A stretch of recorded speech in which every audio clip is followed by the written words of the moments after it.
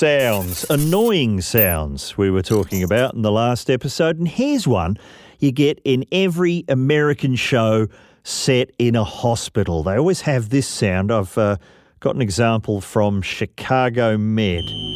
Celeste? BP's dropping 88. That sound there. Know that one, Matt? She's bleeding. Yeah. Hold the sutures. There it is. It Gotta always open it back. sounds to me like Nick Giannopoulos has just driven his car into the operating theatre. Like it's... Celeste? Heart rate's on the rise, 134. Exactly. She's bleeding. Oh, I'm sick of that one. Lose that. Thank you.